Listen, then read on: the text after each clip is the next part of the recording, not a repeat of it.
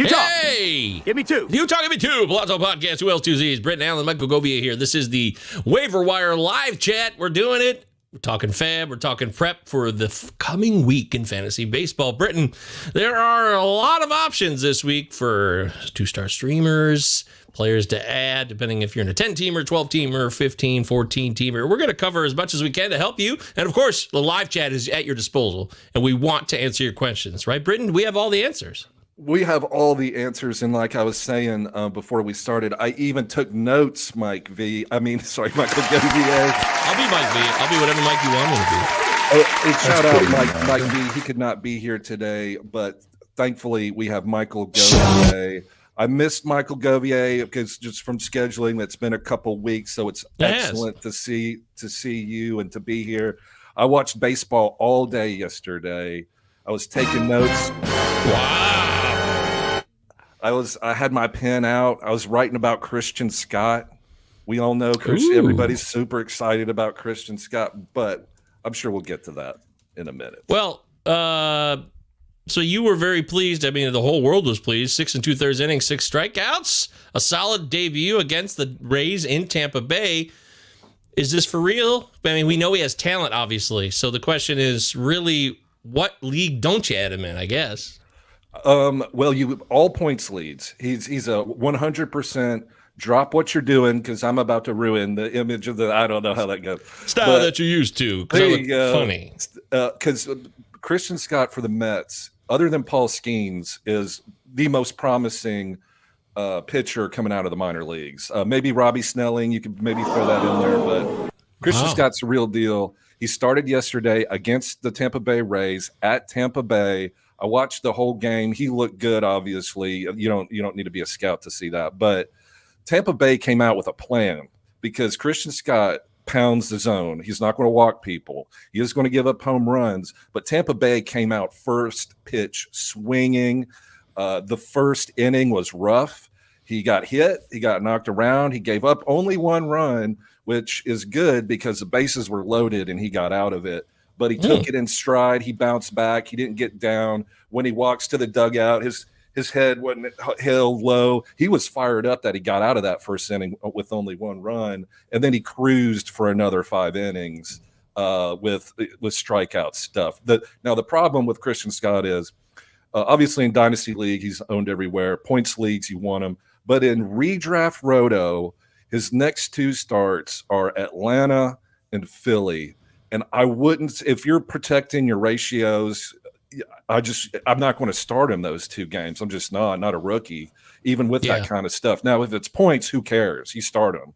But if you're protecting your ratios, I don't know. So if it's a 5x5 redraft, I would kind of pump the brakes on Christian Scott. Like, no, I'm bidding on him, but I'm not I'm not bidding 10% of my budget that I've got left over. That's just kind of my take on it. What do you think? Well, even if it's rest of season, you want to have him on your roster, but you don't start him this week. That's okay, right? Isn't that still worth the money, or you disagree? I think so, but the bids are going to be crazy.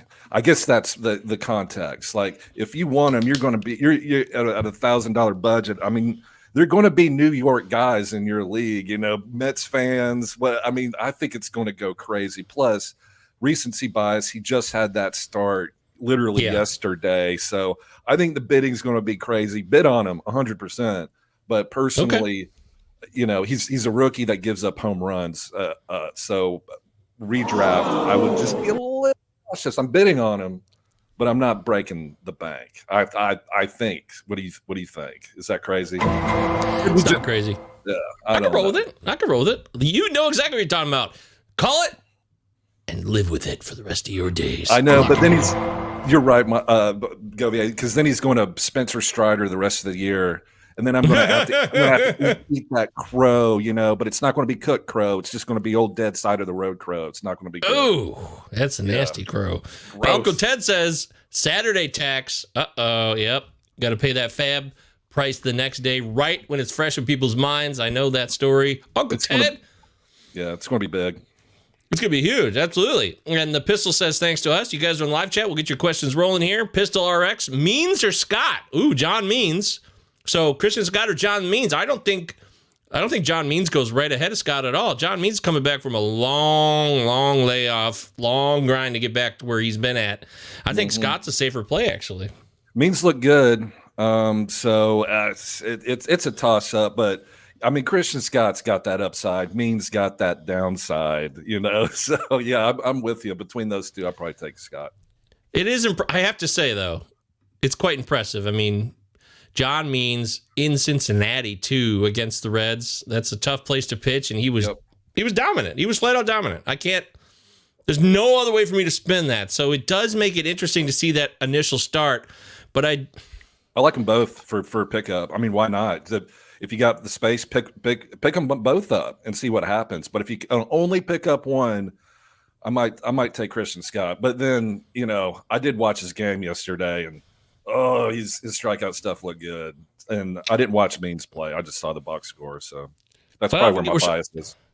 That's true. Well, you are a biased human being. Actually, to be human is to be biased, everybody. That's what we do here in the Palazzo Podcast. 2 L's, 2 Z's. Make sure you follow Britton on Twitter at Britton Allan, 2 T's, 2 L's. I'm at MJ Govier, Palazzo Podcast, 2 L's, 2 Z's. Follow Mike Virginia here. And when he's available, at _Mike VA. He's having a real busy week. He's working his butt off. He's got a ton going on. In fact, this week's schedule, I'm just sorry about it. I wanted to do the show Friday. We all had shit going on. And so we didn't get to do the trade drop stash show, which we will still do this coming week. So please forgive us for not being there for you when you expect us, which is usually Monday, Friday, Sunday. But we're here Sunday now, so you can't complain any further. I will say this, Britton. John Means yesterday had a real solid effort. Look at this. 19 whiffs. That's great. That's outstanding. Ridiculous. Yeah, that's real good. That's and elite. He got a varietal, too. You got 6 with the slider, 8 with the changeup, even 4 on the four-seamer. So I don't know if it was just a tough day to see the ball or if John Means was just really looking forward to this start to come back. And I got to give him full credit. I'm really actually torn. I said Scott was the easier call for me just because of the injury layoff for Means, but I don't know if I'm so sure of that now. And that was just 3 minutes ago. So that's what it's going to be like all day long. Really. Yeah, Cincinnati likes to strike out too. So I'm not taking anything away from Means, but they both look good. So I guess maybe Means. I haven't looked at Baltimore's schedule coming up, but I'm not playing Christian Scott against Atlanta, and I'm not playing him against Philadelphia because I think he's going to get lit, and that's just what happens to rookies. Means he's a pro, so it kind of depends on what you want. Baltimore has safer. Yeah, he might. Baltimore has 2 days off next week. They only have 5 games. So he's going to get one start against – it won't be against Washington. It's a 2-game series. He'll face Arizona next, which actually isn't bad. Arizona's been they've been in the tank. Yeah. Yeah. Corbin Carroll, trash. Very sad. Losing streak. Fox and Family's here. What's up, Fox and Family? Make sure you subscribe and like the video. All that stuff that makes the show grow. We're here to serve you. That's what we do here on the Palazzo Podcast. So pick Crazy one player. Like a fox. That's right. One player rest of season in a points league, Britton. So one player rest of season points. Get your points hat on. Is it Jordan West? Yeah, let him put his point like. I love my play. Yeah, no, never mind. I'm not putting that hat on. Hold on. I do have a different. Hey! I do have. There we go. Look at that. My Arizona Fall League hat. Dude. That's some type of angry pig. Yeah. Warthog. A boar. Yeah, that's boar. awesome. Yeah, that's exactly what it is. It's a boar. I got it right. Look at me. Yay! All right, so Westberg, Jordan Westberg, Nico Horner, or Andy Pages, rest of season. You have an answer to this one? Westberg, Horner, Pages? Westberg, number 1. Pages, real close. Man, does Pages look good. And he's on the Dodgers. He's going to play the rest. I think he's going to get full playing time. I like Nico Horner is good too, but he's not a power guy. And if you're in a points league, you want power.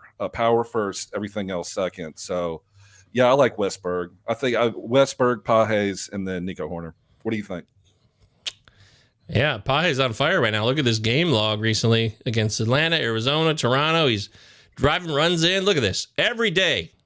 A hit. I missed out on him. Last time he didn't have a hit was April 23rd. I missed out on him too. It kind of happened suddenly, and I'm like, well, the playing time, he's just taking right over. The party's over. He's just doing his thing. Outman's out. Yeah. Yeah. So this is This could be one of those looking back like, shit. I really wish I got had almost me 1,000 OPS. I mean, this guy's good. Yeah, maybe Pages. I'm kind of what do you call it? Waffling? Oh God, I love waffles. Pancakes or waffles? I kind of like waffles. Waffles. Yeah. Oh my God, a little bit of cinnamon. I've gone blind. I'm thinking waffles. Yeah, I love a Lego waffle. Oh, I like the ones with chocolate chips in them. Those are delicious. I'm a big fan. Yeah, absolutely. Give me Lego, the chocolate chip. Homemade. Give me chocolate chip anything, really. Yeah, that's actually true. Chocolate chips and anything. But look, Westberg he's solid. He's real good. Horner, people have been kind of bummed out by Nico Horner, saying that, he's been hitting lower in the lineup this year, and he hasn't been providing the stats that people expected of him this year. But, Nico Horner's still hitting 286 on the season, and he's got 4 steals. Now, people are expecting him to steal like 50, so maybe that gets going. Right now, Nico Horner is on a lower end, but I would buy Nico Horner, who also just had a hot weekend. He hit a home run yesterday. He's gone 2 for 4. In fact, he's had 3 multi-hits games in the last 4. I would be buying Nico Horner, and actually, this year only, rest of season, points league, Horner might be third because of, it depends on your points league situation. Walks matter sometimes more in points leagues, and Westberg can get on base a little bit better. This is a really hard one. This is tough, but I think right now Pages is hot, but he's got to cool down at some point, right? I mean, is he just going to take off and be the rookie of the year? Could be. I mean, he's not. He had an injury that kind of set him back a little bit, but he's been on the prospect radar for a while. Like he has. Yeah, you're right. Like he's an AFL guy. Like Andy Pages, there's something there. But Westberg's good too. Jordan Westberg for the O's was a first round draft pick. Like, these are both talented people. But yeah, man, you love that. You love that hotness of Andy Pages, though. So if you're at points, I would seriously consider Pages. But if you got an infield situation, it's Jordan Westberg. It could be that simple. Yeah, that's real hard. Uncle Ted says Nico Horner is awesome. I agree. Mm-hmm. I like what's going on there with Horner. I think it's a good time to buy low. It might already start to be too late within a week, but it's not too late right now to do that. Speaking of Cubs, also, by the way, I just want to throw this out now. I think everybody, before it's too late, you should be targeting Christopher Morel. He's starting to take off. He's going to go on a homer heater. He's already doing that the last couple of days, Britton. It might be too late. It might have been the time to buy him 5 days ago, but I think we know Morel's really streaky. So this is what he does, and he's going to be much better in May than he was in April. So I would be, and in Yahoo, he's got several positions he can offer you. Yeah, I love Chris Morel. I try to draft him everywhere. If he's somehow out on the waiver wire, go pick him up. I was watching the Brewers play the Cubs. It was the first time that the Brewers were playing the Cubs, and you have the whole Craig Counsell thing. So I wanted to see how that went. The Brewers ended up winning Friday. Yeah. But Friday afternoon game. But pregame, Christopher Morel was playing with the mascot, and they did a little race, and the mascot had a heart attack and fell over, and then Christopher Morel came out and kind of slapped him around a little bit while he's on the ground, and I was like, I need that guy. Like that guy, like Christopher Morel was having fun, chilling pregame. That game he hit a home run. Don't be that guy. And then the next game he hit a home run. Yesterday he hit another home run. So yeah, Chris he's Morel's on fire. I think that's a good point. Yeah, go get him if you can. Somebody I want. Fox and Family. Thanks, guys. You got it, buddy. That's what we're here for here at the Palazzo Podcast. Jump in the live chat, get your stuff answered. Uncle Ted also says Lucas Ursig is awesome. A's will trade Mason Miller. Oh, don't be that guy. Don't be that guy. I don't know if he could be that guy either. I know he's becoming a trade deadline candidate, a trade target in articles. I've seen Mason Miller's name. Is this someone's trying to make this happen? Maybe it's his agent. I don't know, but it seems like Mason Miller now is being moved to the front of the line as someone the A's need to dump, but they have massive team control. Why would they dump him? Yeah, I mean, they'd have to get a huge, and I don't know what Mason Miller's arbitration is, like if they have to pay him coming up anytime soon. I don't think so, but they'd get a huge return for him. Can you imagine if you're a contender? Like if you're the Dodgers and Evan, what's his name, Phillip, if he got hurt, you go out and get Mason Miller, you're right back on track. So, Yep. Well, they'll wait until the deadline. Yeah, but they're going to have to give it up for Mason Miller because, like you said, team control, that's so attractive. Yeah. To contenders. I just think it's just being thrown against the wall right now. Like, oh, this is going to happen. Mason Miller, but calm down. Slow your roll, okay? Also, Ben said Ben's in the chat. Follow Ben, Big Gentle Ben, our prospects guru. We'll be on the air tomorrow night, Monday night at 9 p.m. Make sure you check that show out. We'll be talking about players who are really struggling in the minors who could be good buy lows. So you dynasty and keeper players, stay tuned for that. And follow Ben on Twitter, Big Gentle Ben, Twitter X. Charles, how you doing, man? How's the surgery? Did you have your surgery yet? Charles is trying to fight cancer, so we are very much behind Charles. We got you back. Everybody should support Charles. Give him a high five. Give him your vibes. Give him your prayers. Whatever the hell it is that makes you feel good. Give him the positive energy. We're sending it through the airways right now. Hi, guys. No IL spots open at the moment. Royce Lewis dropped. Uh-oh. Here we go. Would a bench stash this early? Could use a good utility bat in redraft points league. Yeah. You know, Britton in a points league, again, a lot of points talk here. Charles is looking at Royce Lewis, who can hit triples, he can hit doubles, he can hit for power. I mean, that's a guy who can get all those kinds of extra bonus hits and get on base through the walk. There's no doubt about his talent, but I mean, same as it ever was with Royce Lewis, availability.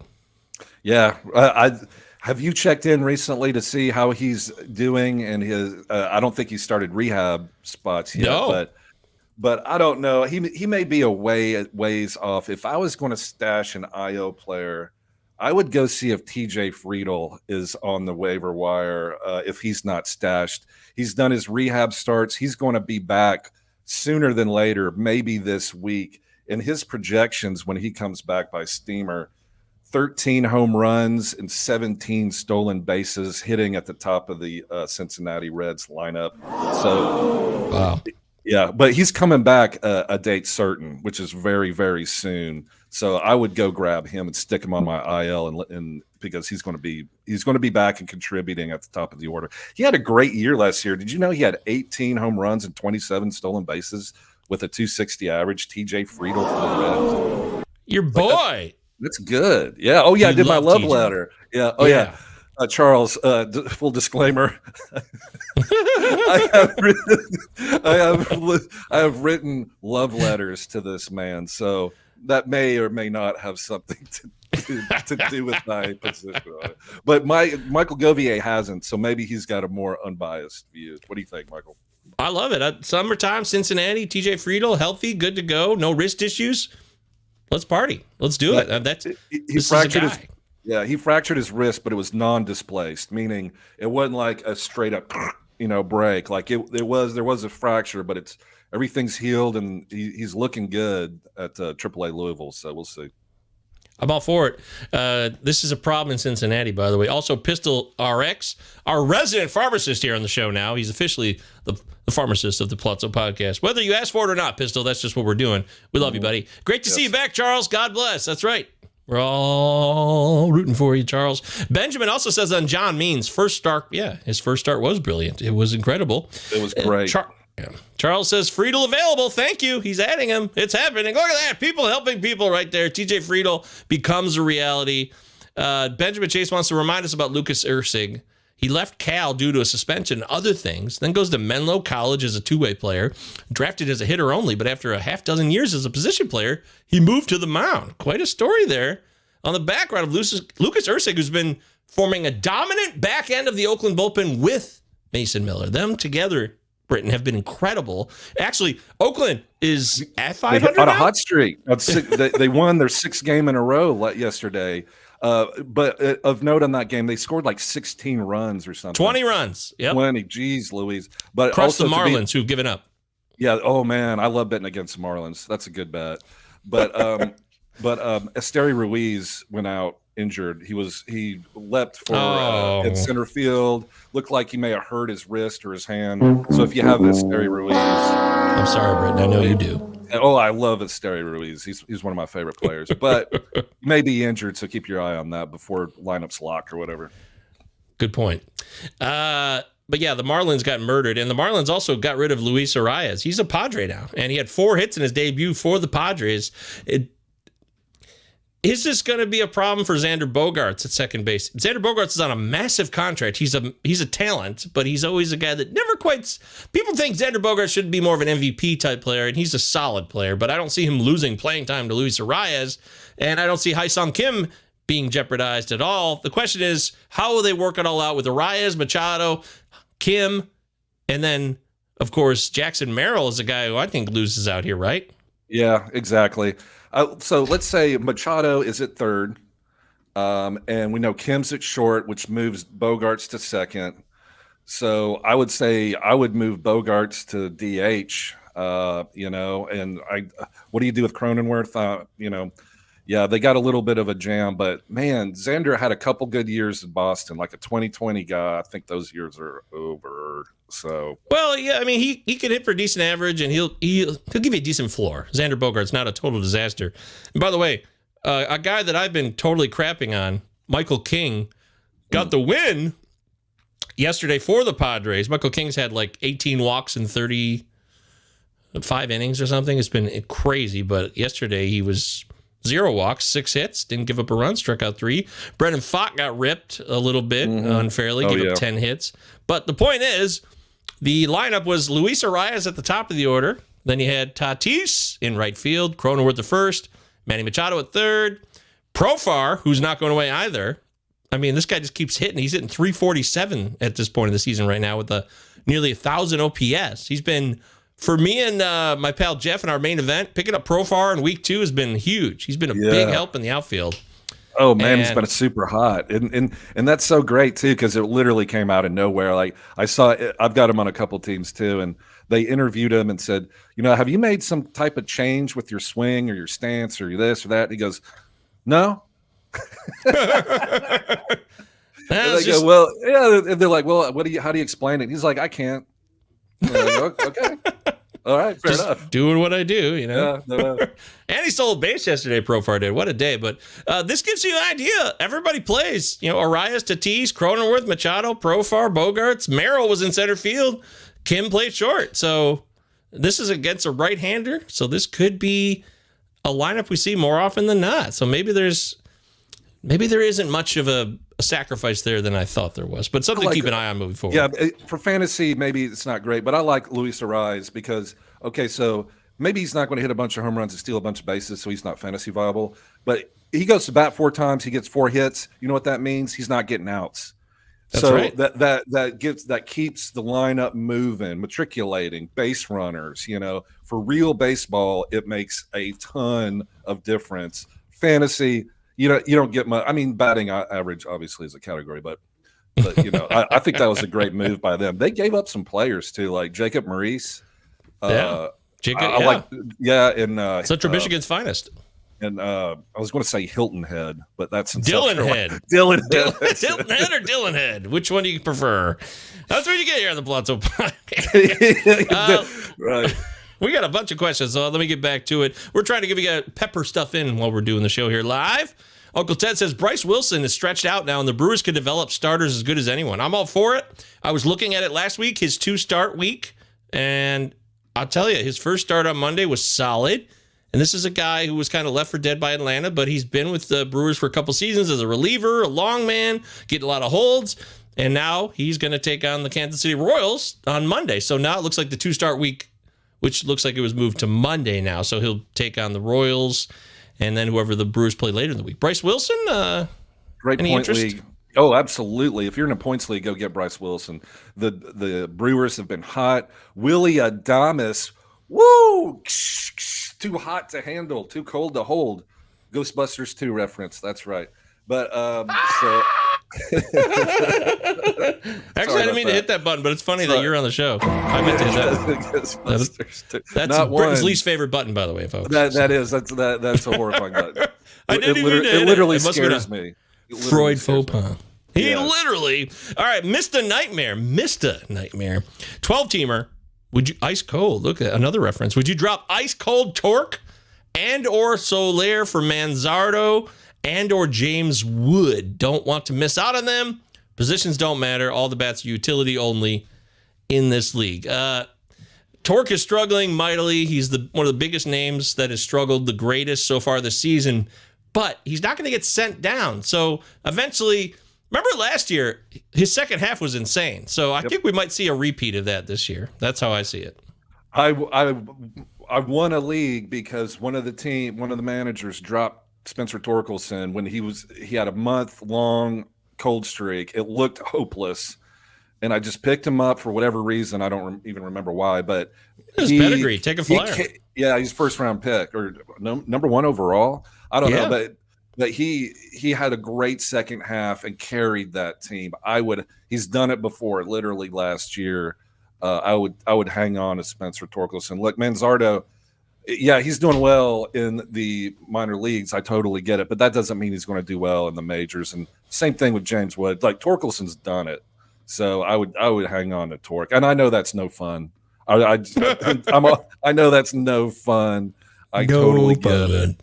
But you don't know when you don't know when Manzardo's getting called up, and James Wood might not get called up until well after the All-Star break. So I would hang on to Tork. I would hang on to Tork. He's turned it around before, I promise.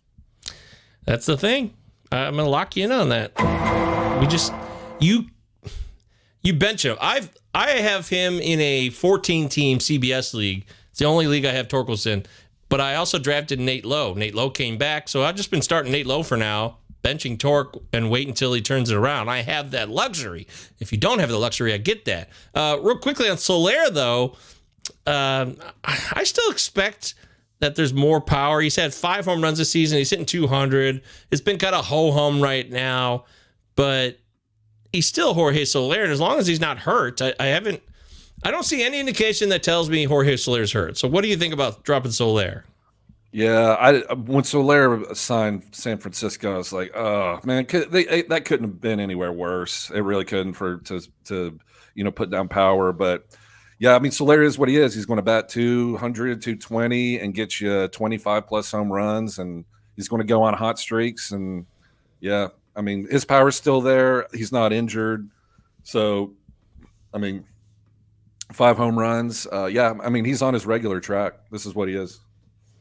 Yeah, he's 32 years old. He's not left for dead. He's also a guy who's hit massive home run totals in difficult home parks like Kansas City. I know that was the Bozo Juicy Ball that year in 2019 when he hit 48, but he hit 36 last year with Miami.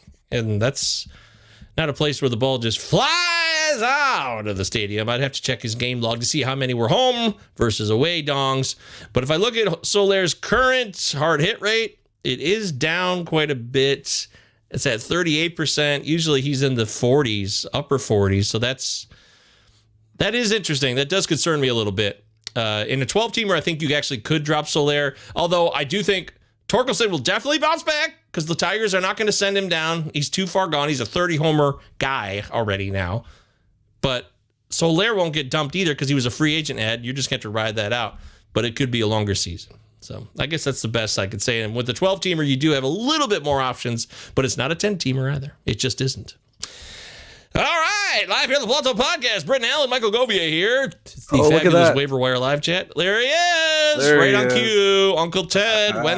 Although he spelt it incorrectly, but that's okay. I'll give him a pass. It's Wenceel. That's Ceel. Wenceel Perez is getting a ton of playing time with Meadows sucking. Yeah, Parker Meadows sitting all week long this week. He's batting third with infield, outfield eligibility. It's party time. Britton, take it away. You know I love Wenceel Perez. He's a switch hitter. He is a contact hitter with speed, and he lights up the party. When you walk into the room and Wenceel Perez is in the room, he's the nicest, happiest guy. His teammates love him. He's Mr. Hustle. I love the Tigers this year. Don't ask me why, but I'm all in on Wenceel Perez. Matt Verling is hitting too. Things are happening with the Tigers, friends, and I know Tork's having a tough time, but I love this hitting lineup. Mark Canha is good too. It's really weird, but I love it. Tigers. Wenceel Perez has a ton of upside, and you want players batting 1, 2, or 3. Especially 2 and 3, because that's where you maximize playing time. Plus, you have the most opportunities for counting stats. Wenceel Perez is batting 3. He's hot.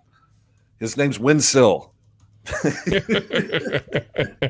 End of story. Genius. Look, I mean, Wenceel Perez is a guy that he's catch a lot of attention this week because he had a big outing in the doubleheader against St. Louis. He hit 2 dongs that day, but he hit a dong 2 days before that against Kansas City. He said multi-hit games 3 times the last 5. So the question is, he's hot now, but is this somebody you ride the lightning and then when it dies, it dies? Yeah, why not? Wenzel Perez is an ad. Have him. He can steal bases. He's hitting third in the lineup, like Britton said.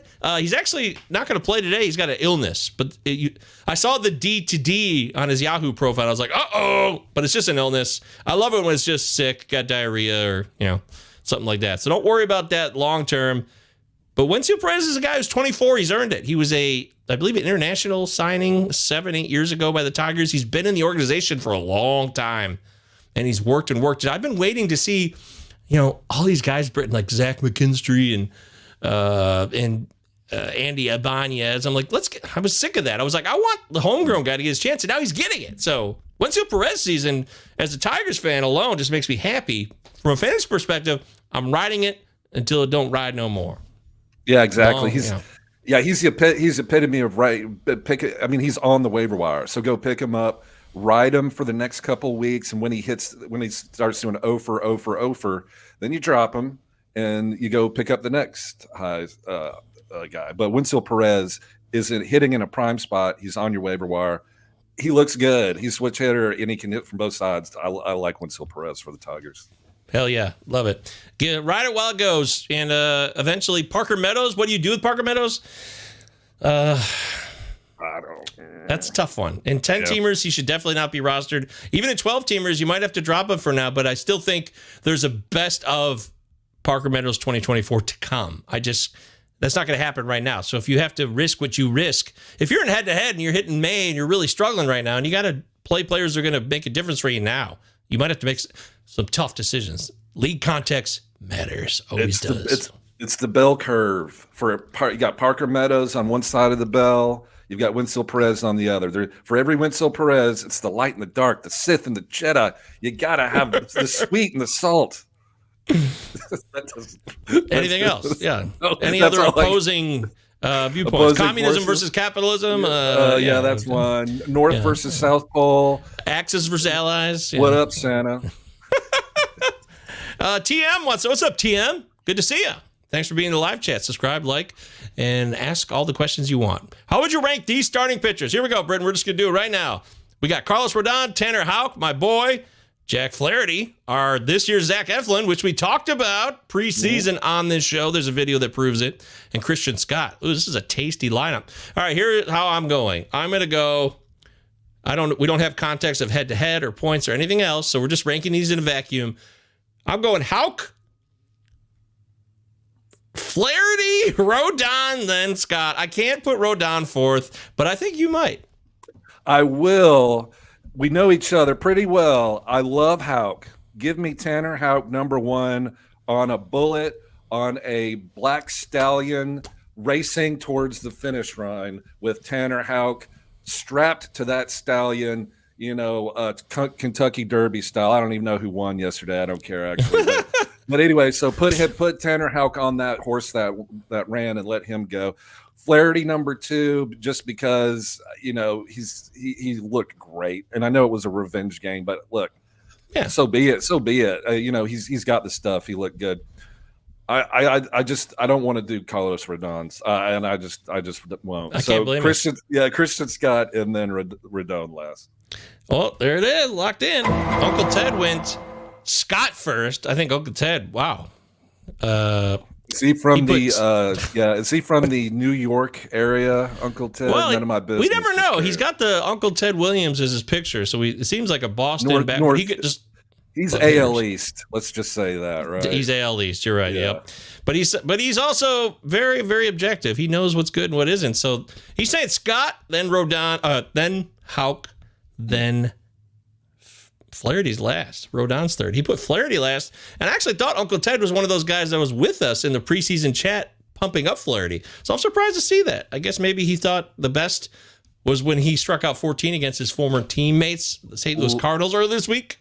A lot of Flaherty haters out there, man, and I get it. He had 2 years disappointment after disappointment, but you got to Queen Elsa that.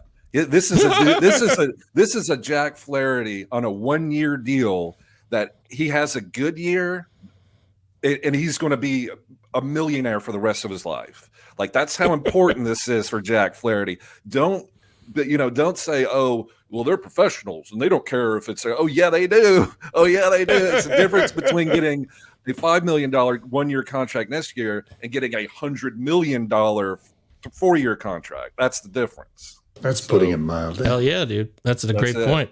Fantasy Sports here saying that Kyle Manzardo getting promoted because Stephen Kwan's going to go on the IL. Stephen Kwan's got a bum hammy, and that sucks because he's Stephen Kwan. Most hits in baseball, at least in the American League. He's hitting like 350. 340. Yeah.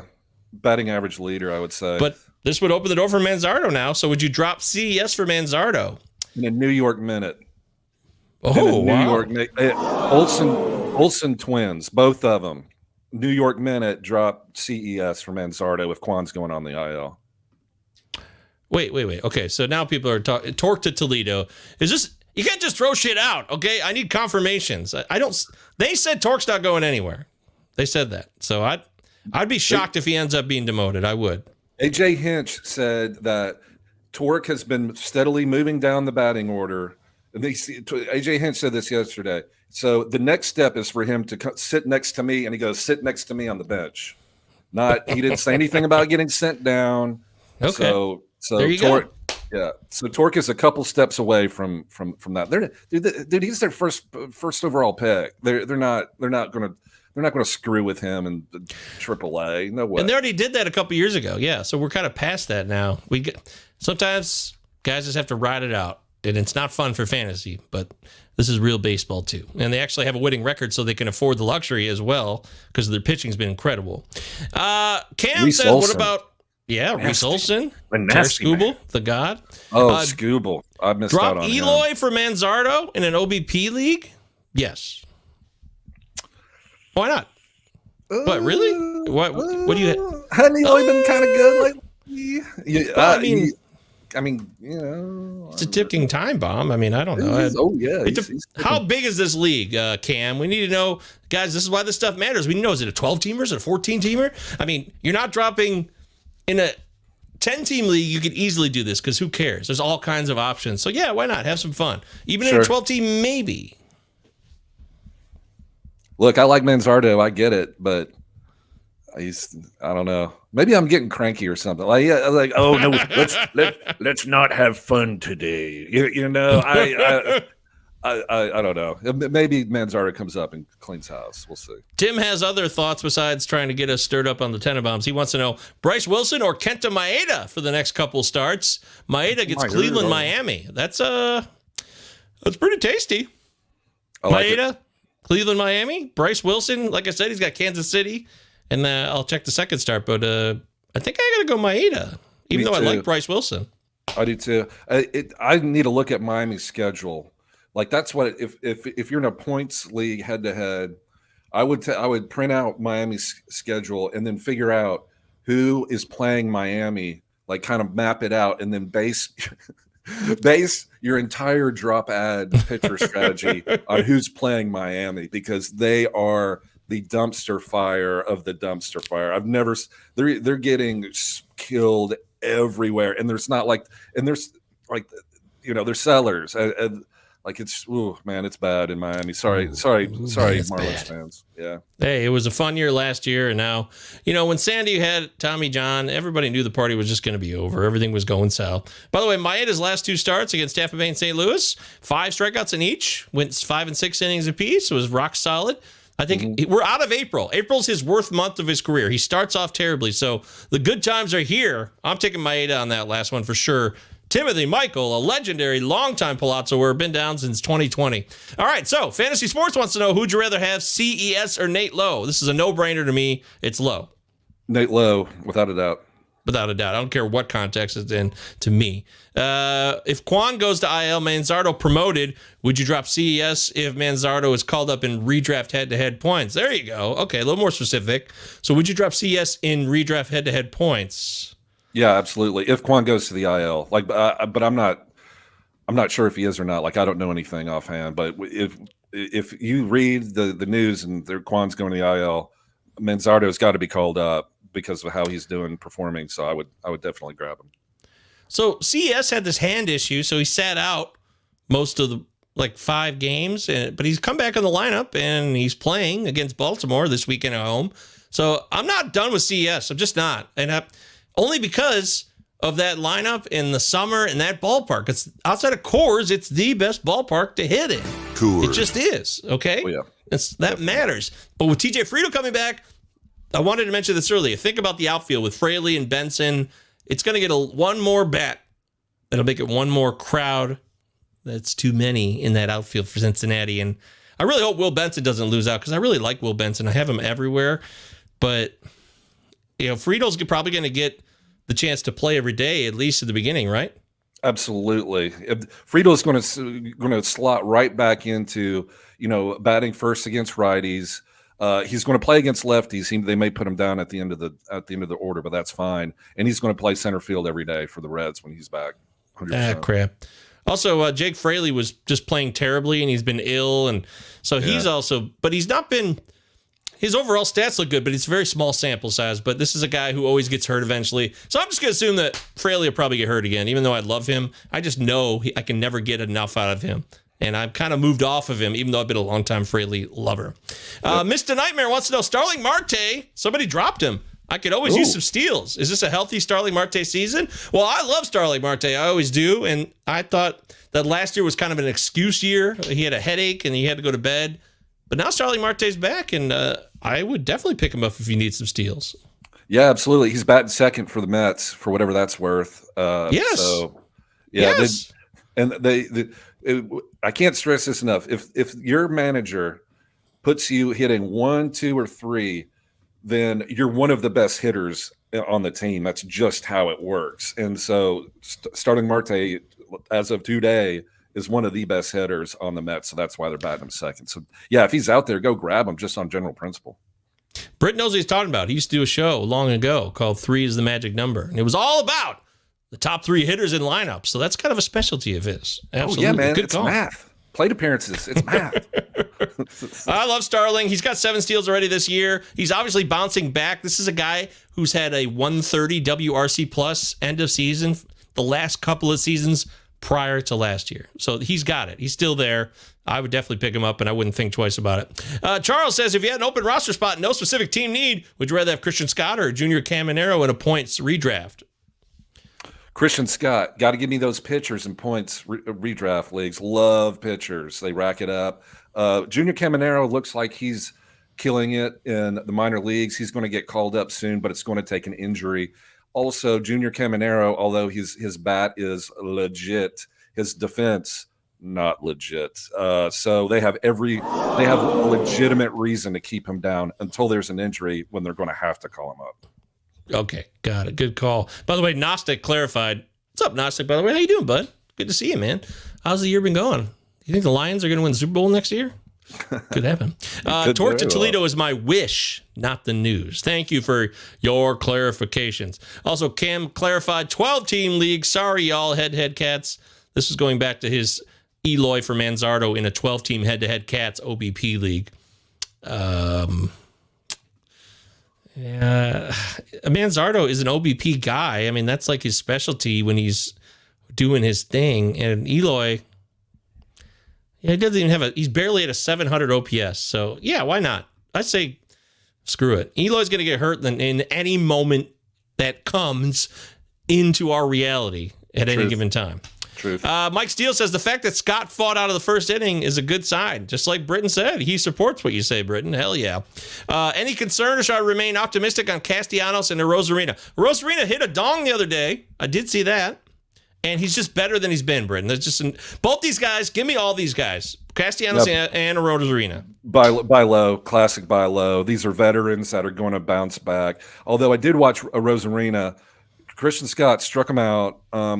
Rosarina looks frustrated and like kind of miserable out there. So I don't know. Yeah. I kind of hope they give him like a 10-day IL stint for like a sore hammy and say, look, just take it easy. You're pressing, and But 100%, Randy Rosarina for the Rays has been one of the most consistent fantasy producers of everybody. Like, look at his past 3 years. He's 2020, so he's going to bounce back. That's what I think. Absolutely. It could not be any worse than it's been. If he's not hurt, it's just a matter of time. That's Classic buy low. Yeah. Classic. And to me, it's the same for Castellanos. This year I loved the Phillies offense.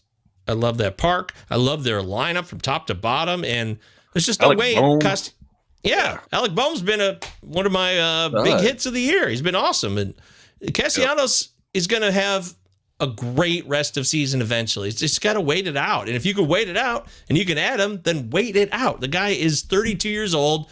He's not done. This is just how it goes sometimes, even when you're a veteran. But there's a hot run coming from Castellanos. It is. Yeah, and Alec Bohm has been one of the, I would say, maybe not under the radar, but like the quietest bust out that I've seen in years. Like, I don't think people understand how good Alec Bohm for the Philadelphia Phillies has been. Like, his batting average is 350. Like, Stephen Kwan looks at his batting average with jealousy. Like, but that's how good Alec Bohm has been. And plus, hitting on the Phillies lineup. Oh, it's summertime in Philly. That hitting at that ballpark is great. Yeah, that your Alec Bohm call was right on cue. Yeah, this is a guy who hit the ball hard, and it just had to take a little bit more time. Also, we didn't mention this. Trey Turner is out for up to 2 months, 6 weeks minimum. This is a big loss. Oh, huge. And Uncle Ted brings up a guy for Oakland who actually had 2 dongs yesterday, Brett Harris. Unheralded Brett Harris. Somebody consider. Yeah. I mean, this guy was playing well at AAA, and he got called up. There's somebody you wouldn't know. We don't know a lot about Brett Harris. We're going to be honest about that. But I read about him yesterday, and I said, oh, okay, well, I see stats. I see opportunity. I see production in the major leagues. He's 25 years old. Let's take a look at Brett Harris as a third baseman. Yeah. So, look, Oakland's been hot. I know it's hard to believe, but they've been on a crazy 6-game, 7-game tear. Like, I don't want to – this sounds weird. I don't want to start a pitcher against Oakland right now. Like, that's how – I mean, those 16 – 20-run games are going against, major league pitchers. Like, no thanks. What about this? You worried about Kimbrel? Should I drop him for Seawald? Yeah, I'm 100% worried about Kimbrel. Obviously, if Yanier Cano is somehow available in the league, he got the save yesterday. I would go grab Cano. Yeah, I got a bad feeling about Kimbrel in health. What do you think? He got the save Friday night against Cincinnati, struck out the side, but then the next night he's terrible, and they pulled him from the save situation. So he's doing his best, but something's wrong. But he struck out the side on Friday night. I mean, I don't want to freak out too much, but obviously there's been this lingering issue with the back. Going back to last week against Oakland, he was terrible. So it's right to be concerned, but I just wouldn't. This is such a golden save situation with Baltimore. I mean, we're talking if Kimbrel can just get through it, if it's not going to be a season ruiner, if he can still strike out the side every other day, then okay. I mean, or at least get the save. That's a tough one. I don't know if Seawald's ready to go either. There's been some concern about him coming back. Mm-hmm. Yeah, right? I'm scared. These are 2 scary guys right here. And plus, Arizona's not looking good either. I don't know. Yes, to answer the question, yes, I'm worried about Kimbrel. No, I would not drop him for Seawald. Long story short. Well, we're getting Mike Steele's approval or disrespect on any of these. So he agrees. Castellanos, goodbye low. Horner has been kind of garbage. Okay, so that's how he feels about that. Rather have Scott than Means. Thank you. Yeah. Castellanos will be fine. His numbers will normalize. Thank you, Mike. Also, Mike says Mason Miller will be someone's 8th inning pitcher most likely. Wow. I'm not so sure. We'll see. It's still a little bit early for that. Mike also says Mets should have traded Alonso and Morel would have been the centerpiece. Honestly, they should have considered it. That's bold. Yeah, this is Alonso's last year, right? So, I mean, the Mets are contending. Yeah. So they're just going to ride out Alonso and then, see you never. We're not going to pay him. We're almost done here. We're almost going to hit the road of the Palazzo Podcast. It's a fabulous waiver wire live chat show. Week 6 version here. Utah. Give me 2. Give me We're 2. called Britton Allan on Twitter X at 2 T's, 2 L's. Britton Allan. I'm at MJ Govier. Palazzo Podcast, 2 L's, 2 Z's. TM wants to know head-to-head points redraft irrespective. Ooh, big word. Ooh, big wow. word. I like it. Of the position. How would you rank these players? Here we go. CES again. A lot of CES. CES, Michael Bush, Tyler Nevin. I assume it's Tyler Nevin, right? Because the Tyler Nevin's a flash in the pan trash. I'm just going to remove him immediately. And then Joey Loperfido and Willie Castro, who won't go away with the Minnesota Twins. He's on my notepad. Willie Castro, man. I love Willie Castro. He's moved up to 3rd in the batting order, not to beat that batting order thing to death, but he's been one of the hottest hitters in the league. Last year, Willie Castro stole 33 bags, and he wasn't even a full-time player. That kind of go get it from Willie Castro for the Twins, that like can move the needle in your standings. Like 30, he's not going to steal 33 bags again, but 20, 25 probably. That can move you from 6th place in steals to 1st in steals. That's a big deal. Plus, he's been hot. He's not going to zero you out in power. He can hit double-digit home runs. I love Willie Castro. He's flashed before. A few years ago, he had a really strong run. I think he's kind of coming into it. I really like Willie Castro. I also like Michael Bush. You know, I love that Bush Light, baby. Knoxville, Tennessee, 1999. A 12-pack of Bush Light was $5 at the BP around the way. So give me that Bush Light. Give me that Bush Light. Oh, it's so good. So I want Willie Castro. I want Michael Bush. Loperfido. I think he's going to be good too, but he's a notch below those first guys. And like Michael Govier said, Tyler Nevin, he's batting 2nd for the Oakland A's, and he's been hot. But that's a hot streak. I mean, you know, he's like a journeyman guy. He's a massive journeyman. He's been on my Tigers, he's been on the Orioles. He just comes and goes. That's what he does, and he'll come and go again. In fact, a guy that's more reliable in Oakland that we haven't mentioned, another Oakland guy, is JJ Bleday. He's had a nice run here. He's hitting well. He's had a little streak over the last 7 days. So I would look at JJ Bleday over Nevin for sure if we're just throwing out irrespective of position, as you have said here, my good man. But at the very least, Bleday's got 3 dongs, and he scored 5 runs. He's 7 for his last 17 over the last 7 days, and he's very low rostered on Yahoo. Bleday is 3% rostered, folks. Just saying. Something to look at. And I've always dismissed Willie Castro. I thought he was done. I thought last year was a fluke, and I was wrong. And I changed my opinion real quickly after the first month of the season here. And you have to be able to adjust and say you're incorrect in your analysis, or you missed something, or you thought a guy was a flash in the pan when he wasn't. I'm still going to be correct on Tyler Nevin, though. And I would rather have Michael Bush over Loperfido all season long. Even though Loperfido's got a solid hit tool, he'll be a good player down the road. But Bush is advanced and ahead of him. And he's playing at a better spot in the lineup. There's more runs, more production to be had, I feel like. It's just Michael Bush all the way for me there. You're 100% right. So and 100% right. I want to give you a shout out to Michael Govier. Ooh. Very sneaky McSneakerson picked up Alex Lang in our Auto New League. And the reason why I think you did it is because Jason Foley, who I have in the same league, has been stumbling like you drank 12 Bush Lights at your fraternity house, and now you're trying to walk down the road. Like, that's when you stumble, and that's what Jason Foley is doing. So Alex Lang for the Detroit Tigers is a good, smart pickup because he got the last save.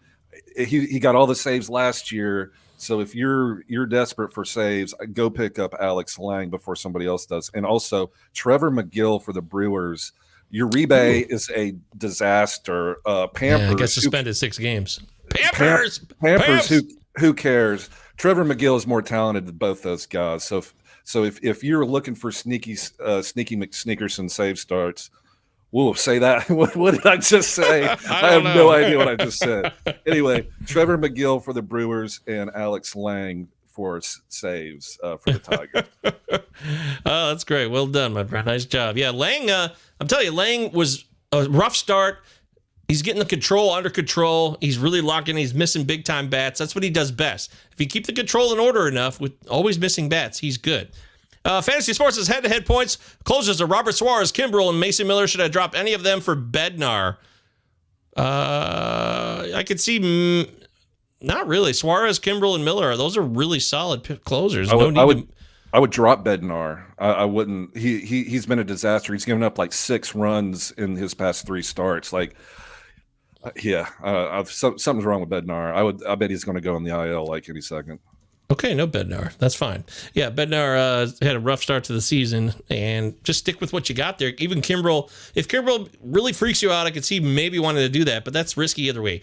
EAL Day 8. What's up, EAL Day? Hey, guys. Sorry if you've been asked a lot about Christian Scott. Would you drop Savale for him or hold Savale with the White Sox up next? Quality start league. Man, I really like Savale. I know that he's been getting ripped here a bit, but I still think the best part of the season is still to come. And I know I say that a lot today, but I got to stay true to what I know about baseball. And I could see you dropping Savale for Scott because Scott could have a big year here. That makes sense. But I would rather hold and maybe try to add someone or drop someone else for Scott. Yeah, I hear you about Savale. And I like the White Sox matchup too, but they've actually been hitting kind of recently.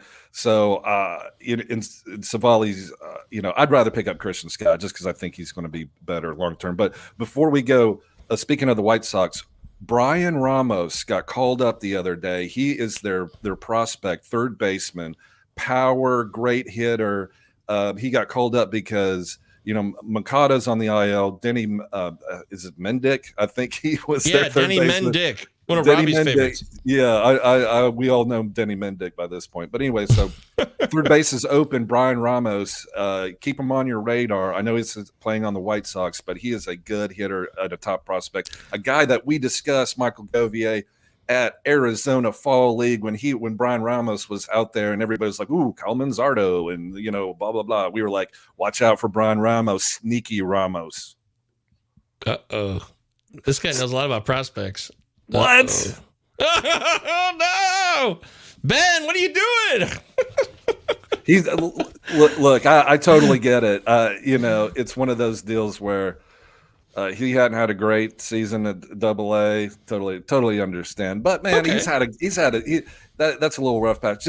I'm not saying go pick him up. I'm just saying just keep your eye on Brian Ramos for third base for the White Sox. See what happens. Oh, Ben clarifies. I love Ramos, but he's really not ready at all. Okay, well, that's okay. I think you guys are on the same page. It's just a matter of. It's just a fun name. Just a fun. Would not surprise me if he had a 50% K rate. Jeez. Okay, well that's. Ben is going all in there. By the way, Tim says, should I dump Jason Adam for Lang? Yeah, I would. Absolutely, I would do that.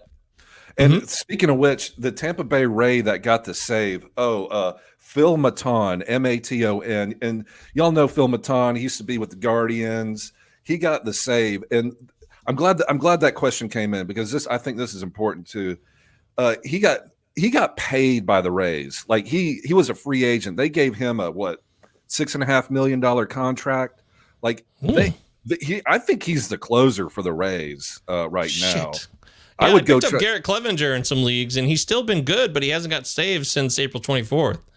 And I know managers aren't sitting there thinking to themselves, "Oh, we paid Phil Maton $6.5 million. I better go give him the 9th inning." But that does kind of show you what they think of him just in general. And he's had a rough start to the season, but he's had 2 scoreless outings the last time. It looks like he's figured it out. He's on track. I think Phil Maton is also somebody to go get if before everybody else does, before he starts picking up saves. Love it. I'm going to lock you in on that one. Good call. Film of time. Drop Nolan Gorman for Christian Scott. It's an OPS league. He's been killing me. I already have Gleiber and Jimenez. I don't want to drop Gorman. I've talked about Gorman on my, by the way, I'll be doing, Fred forgot to mention this, AMA on Reddit, the Fantasy Baseball subreddit. Mondays at 12 noon, I'm on there. So you can ask me anything about your week to come after this show. If it's not enough, you get more of me on the Fantasy Baseball subreddit every Monday at 12 noon. And somebody asked me about Gorman last week. I said, no, he's still hitting the ball hard. He's going to come out of this, and he's going to be good. They're not going to give up on him. He's a part of their core for whatever that's worth in St. Louis. You're in good hands, though. You have Jimenez, and Gleiber is also a guy who will get it going. So I guess you could drop one of them since you have 3 second basemen, but I wouldn't want to drop Gorman. I might try to maybe trade Jimenez and hold on to Gorman and Gleiber myself, maybe. You got to do what you got to do, and you can't keep everybody. So yeah, I would go ahead and drop. You can't. You want everybody. You need everybody. Can't have everybody. So That's true. Yeah, You're right. Yeah. Christian Scott is could be a legit Spencer Strider kind of ace type guy. So yeah, I would drop one of those three. I'm not sure it would be Gorman though. Govier, what do you think? Would you drop Glaber? He's been Glaber's been terrible, but I feel like he's going to get it going too. So him and Gorman to me are in similar boats. That's why I thought maybe I'd try to trade Jimenez and then hold on to those two guys. But I understand if you don't want to do that. That's what I would do. Call me crazy. Before we go here, I want to show you guys some of the latest doing their best saves last week, 7 days. Hector Neris has 5 saves. It's been a ride, quite a ride, but he's getting the job done. Helsley's had a great bounce back year this season. I was pissed, even though David Bednar has struggled the last 7 days. His ERA is a little up there, but he has had 3 saves in the last week. So okay, all right, take it for what it's worth. But he had a really tough start of the year because he's coming back from injury. Robert Suarez has been excellent, rock solid. I love him. Great value. Evan Phillips, the Kimbrel story. Damn, Kyle Finnegan. This guy just won't stop. He keeps getting the job done. Maybe he got better this year. I can't believe it. And Clay Holmes, he's been Ks. great. He's been great. Clay Holmes for the New York Yankees has been absolutely fantastic. It's crazy. Yeah, you're right. He's been outstanding. Most of these guys have been pretty good, except Carlos Estevez. He has 2 saves in the last 7 days, but he got ripped and blown up at least in one of those opportunities. Also, Johan Duran's back. He's got 2 saves in the last week for Minnesota. He's back. So that's drop Gifford and Jax. It's over. Duran. Yeah, go look and see if somebody had a roster crunch and had to drop him, because Johan Duran is one of the most talented closers in baseball. There you go. A little breakdown on that situation. As far as 2-star, do you have a 2-star pitcher before we go? Did you write down anybody that you were like? I didn't write down any 2-star pitchers. 2 steps. You could Google 2-step pitchers. If you're in a head-to-head points league, it don't matter. If they have 2 starts, you start them. You start them. It doesn't matter. Start them. 2 steps forward, I take 2 steps back. So of course we got Bryce.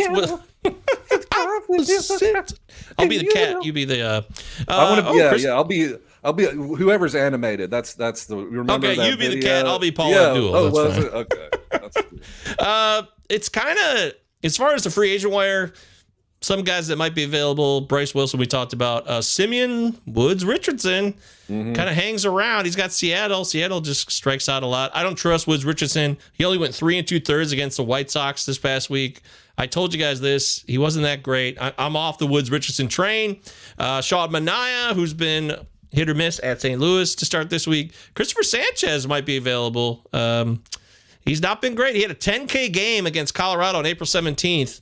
But other than that, his whip's at 1.53 right now. Christopher Sanchez is a guy that some people like. His ERA is at 3.68, though. So he's got a wild whip, but he's keeping the runs down, but he's getting ripped a bit. His peripherals tell me that he's going to be worse than he's already been. I was out on Christopher Sanchez this year. I'm curious. Should you, or are you curious enough to take a chance on him, Britton, or no? I'm going to give him a shot. It's still early enough where don't drop him. It's not been great, but it's not been a stone cold disaster or anything. Okay. One guy that I like preseason, I think you did too, was Keaton Wynn. Yeah. I kind of put him in kind of like that sleeper Christopher Sanchez dude. He got blown like 10 earned runs the other day. Like, oh no, are you serious? Or 7 earned runs. You're right. That happened yesterday. I'm not sure he got out of the first inning. Yeah, it was a disaster. It was a disaster. You're right. He had a 67.5 ERA for the game in 2/3 of an inning. Philadelphia murdered the Giants 14-3. Same Philadelphia that Nick Castellanos is on, by the way. So there you go. Yeah, man. Philly, Alec Baum, they're such a good offense. Even though losing Trey Turner is not great, obviously, but they're going to keep rolling. So but sorry, I got off track there. Yeah, Christopher Sanchez for the Philadelphia Phillies. I love the team. Run support all day. 2-start week. Yeah, I'm going to roll the dice again with Christopher Sanchez. All right. Well, we can disagree there. That's fine. That's what the show's about. Just sharing our honest opinions and telling you guys what we think based on what we've seen and our all experience. One guy I haven't mentioned, and I can't believe this whole show's gone by, and I don't know how the hell this happened. His name is Tyler Black. Oh, everyone. This guy is a professional hitter. OBP leagues, he's absolutely should already be rostered if you were already able to add him. I went so far as to draft him in my head-to-head Cats home league, which is OBP instead of average. I drafted him. I put him. We have one NA slot, so I took advantage. I'm like, this is gonna be my guy, and I like what I've seen so far. He's stealing bases. He's walking. He's making contact. He's hitting third in the lineup for Milwaukee. Tyler Black, folks. I should have said this at the top of the show. I'm so sorry I waited this long. Absolutely imperative. I put him on the cover, so I guess that speaks a lot. I put him on today's show graphic cover on YouTube, Britton. I love Tyler Black. Yeah. I want Tyler Black everywhere. I'll be bidding on him tonight in the main event Fab even. It's going to be interesting to see how high the price goes, but I'm in. I'm all in. Yeah, me too. Tyler Black stole 55 bags last year. They're batting him third. He just got called up, and the Milwaukee Brewers are batting him third. So I love that. Team context is good. You got Willie Adames hitting behind you. Give me that all day. He's been the hottest hitter in baseball. So yeah, Tyler Black's going to get on base. He's going to steal bases and score runs, and that's what he's good at. So yeah, I'm 100% with you. Tyler Black for the Brewers. And there's, like we said, Manzardo might get the call. We'll see if that happens. If Quan goes on the IL, keep an eye on that. And when James Wood might get called up sooner than later for the Nationals. Miguel Vargas has been playing well for the Dodgers. I've been keeping an eye on him to see if maybe he gets a call. There's a lot of guys here that are on the come now that will be battled for in weekly Fabs, and guys that will be called up soon. This will be an interesting week for weekly Fab, and then the next couple of weeks in May. These are some of the biggest times of the year. We got guys coming back. Taj Bradley would even talk about, coming back from injury. So there's so many guys. And hopefully we covered as much as we could on today's show, Britton. Do we cover everybody on your notepad? We covered everybody on my notepad. I mean, there are so many little sneaky good ads. Like you said, this is really grab some of these guys, and it's exciting. It's a good time of year because things are starting to set in, right? Things are settling in, and then we've still got the majority of the season left. So now's the time to grab somebody that could just. Oh, and one other thing, Gavin Williams looks like he's about to get back on a rehab start. So no way. If you have an IL spot, I might go get our boy Gavin Williams for the Guardians. He's gonna have another setback again. How many times I can't live this life that much? Oh, he threw a bullpen the other day, feeling fine, feeling great. By the way, so did Garrett Cole threw his first bullpen. He threw off a mound, 15 pitches the other day. He felt great. So he'll be back by the end of June, or at the latest. Yeah, he'll be back before. I think he'll be back maybe at late June at the latest. I really do think that right now, barring a setback. All right, last two questions asked, then we're leaving. We swear. Palazzo Podcast, 2 L's, 2 Z's. Follow us, subscribe, please. If you like the show, support the show, share it, grow it, love it. Rest of the season: Willie Castro, Loperfido, or Geloff. Geloff's on the IL. He's out. Loperfido just got called up. Willie Castro's been the upstart that Britton loves, and I respect now. Head-to-head points. Steals, you can get big numbers for steals, but you can't get them every day. What do you do here? Loperfido, Castro, Geloff? I love Loperfido. I think he's going to play a lot. But Chase McCormick is coming back sooner than later, and they've been playing Joey in the outfield. So I'm taking Willie Castro, who's going to play every day. He can play outfield, he can play second, he can play everywhere. So give me Willie Castro's. Plus, he's got the 2 I's, 2 L's. Give me Willie Castro. Utah, give me 2. Yeah, Zach Geloff. He's been throwing across the infield. He is hurt, but he's throwing. Who knows when he'll come back? And Oakland's playing good without him. So he has begun baseball activities. Keep an eye on that. Maybe he could be back in a month. We'll see, or less. Finally, from TM, would it be a mistake in a head-to-head points league not to add Flaherty from the waiver wire? I like Scott's upside, and the other option to consider is Lodolo. So you got Flaherty, Scott, and Lodolo in head-to-head points. Flaherty's the one who should be able to go. Well, what do you think about Lodolo, I guess? I'd take Lodolo first. He's been nothing short of, like, I've never liked Nick Lodolo for the Reds. I thought he was kind of a prima donna, kind of a baby. But he's just really freaking good. So I've turned my opinion around on Lodolo because his performance is so good. So I know it's a bad ballpark, but I don't care, man. Nick he's just looked good. Like numbers don't lie. I lie. Numbers don't lie. Nick Lodolo 1, Flaherty 2, and then Scott 3, just because he's just a rookie. So give me. I thought company man. Who's the company man here? Is that me? You got to tell me who the company man is, Timothy. Love seeing you, by the way, Timothy. Hope you're doing well, buddy. Yeah. Flaherty. Yes. I guess Lodolo's first. I think I'll do Flaherty 1, Lodolo 2's. Well, actually, Scott is. God, this is. I like tough. all these guys. I like all these. So that, we're just splitting hairs here. I mean, I want all 3 of these players, but it comes down to injury. To me, Lodolo's the biggest injury risk here. He is because of that leg, but I guess he's coming off a massive 11K game. The leg is okay. So I thought the broken leg was going to be something that he would just have to play through, and apparently he knows how to play through it. So, okay. Yeah. I mean, Lodolo's look great, as much as for some stupid reason. It's like the Hatfields and the McCoys. I don't even remember why we're fighting. I don't remember, but I got to get over it because Nick Lodolo is freaking legit. 100%. Britton with the Willie 2I2L. That's right. A company man. That's through and through. That's right. Britton has become a Palazzo company man through and through. Thanks for being here. Follow Britton on Twitter. Britton Allan, 2 T's, 2 L's. Mike Govier, MJ Govier. Give me 2. DM me. Hit me up. Palazzo Podcast. We'll be back on Monday night for the Prospects Power Hour. Robbie Baseball, Big Gentle Ben, Benjamin Chase, and myself. And then we'll be back hopefully next Friday. We'll be back on our routine. Me, Britton, and Mike Virginia. I think actually Mike will be out, so maybe it'll just be me and Britton. We'll see how we'll work that out later. And then, of course, next Sunday, another edition of the Fabulous Waiver Wire Live Chat. 12 noon Eastern every Sunday on our YouTube and all socials. Thanks everybody for watching. Britton, good job, buddy. Thanks for watching, everybody. Thanks for listening. Appreciate you. Have a good week.